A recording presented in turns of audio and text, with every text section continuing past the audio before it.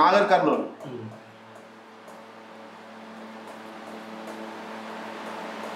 ఇక్కడ కాంగ్రెస్ నుంచి మల్లూరు రవి ఈయన బట్టి విక్రమార్క అన్న సొంతమన్న.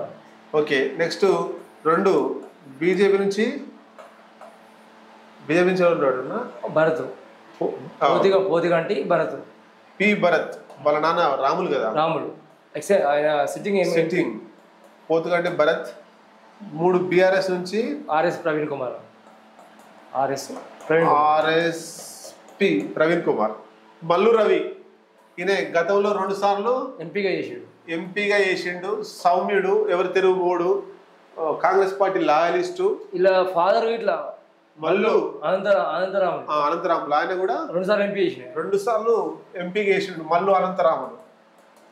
ఇక్కడ అసెంబ్లీ సీట్లలో ఎన్ని ఉన్నాయి మొత్తము? 7 ఉంటే 1 బీఆర్ఎస్, 6 కాంగ్రెస్, 1 బీఆర్ఎస్. ఎక్కడన్నది? అల్లంపూర్. కాబట్టి ఎక్కువ మల్లు రవి ఇక్కడ బాగా ప్రభావితం చేసిండు. తర్వాత ఉమ్మడి మహబూబ్నగర్కి వస్తుంది కాబట్టి ఫీలింగ్ ఇచ్చారు బీజేపీ వాళ్ళు. ఫీలింగ్ ఇచ్చారు, మాదిగా మాల ఫీలింగ్ ఇచ్చారు. అక్కడ మాదిగా మాల అనే క్యాస్ట్ ఫీలింగ్ కూడా తెచ్చారు. కానీ కాకపోతే రేవంత్ రెడ్డి ఏమంటే ఈ కుటుంబం కాంగ్రెస్ పార్టీ లాయలిస్ట్. వీళ్ళ ఫాదరు మళ్ళీ అనంతరాములు కాంగ్రెస్ పార్టీ ఉంది కాబట్టి టికెట్ ఇచ్చామని చెప్పిండు. ఓకే, అంటే లాయలిస్ట్ కే ఇచ్చినాడా? మాదిగా మాల సామాజిక వర్గం చూడలేదు, ఎస్సీ కాబట్టి ఆయన కాంగ్రెస్ పార్టీకి విధేయుడుగా ఉన్నాడు, ఆయన టికెట్ ఇస్తున్నాం అని చెప్పేసి ఇచ్చిర్రు. తర్వాత పి భరత్ బీజేపీ నుంచి వెళ్ళి పి భరత్ వీళ్ళ నాన్న మొన్నటిదాకా బీఆర్ఎస్ సిట్టింగ్ ఎంపీగా ఉన్నాడు. నాగర్ కర్నూలు నుంచి వెళ్ళి పొద్దుగడ్డి రాములు అనే పేరు, అంతేనా? రాములు. ఈయనే సిట్టింగ్ ఉండు ఎట్లాగో ఇక బీజేపీలోకి పోవాలి కాబట్టి టికెట్ అచ్చంపేట టికెట్ అడిగిరు. ఇవ్వలేదు.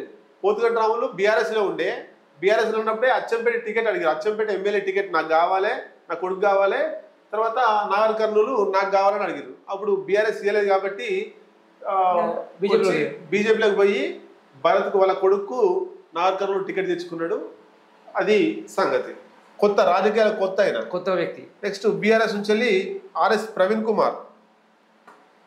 ఈ ఆర్ఎస్ ప్రవీణ్ కుమార్ అంటే ఆయన మొన్న ఎమ్మెల్యే ఎన్నికల్లో పోటీ చేసిండు. సిర్పూర్ కాగజ్ నుంచి పోటీ చేసి ఓడిపోయాడు. గెలుస్తాం అనుకున్నాడు, ఇల్లు తీసుకున్నాడు, అంతే చేసిండు.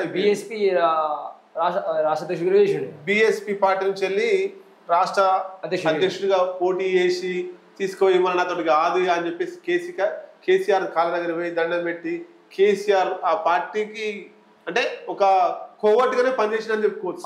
బీఆర్ఎస్ పార్టీకి ఆర్ఎస్పీ కోవర్ట్, ఆయన జాబ్ చేసే కాంచెల్లి కూడా కోవర్ట్ గానే ఉన్నాడు. అంటే ఎందుకో చిన్న విషయం చెప్పుకోవాల్సి అంటే ఈ ఆర్ఎస్ ప్రవీణ్ అంటే ఆయన కేసీఆర్ ముందే పసిగట్టిండు.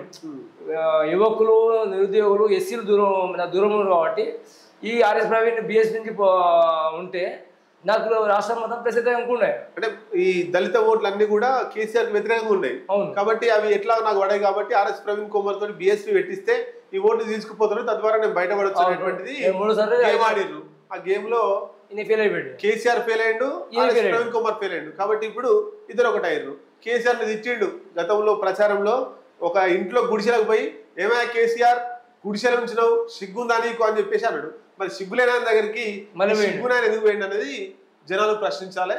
కాబట్టి బీఆర్ఎస్ నుంచి వెళ్ళి ఆర్ఎస్ ప్రవీణ్ పోటీ చేస్తున్నాడు. ఇక్కడ 100% మల్లు రవి గెలిచే అవకాశాలే ఎక్కువ కనబడతా ఉన్నాయి. సెకండ్ ఎవరు ఉంటారు అనేటువంటిది తేలాల్సిన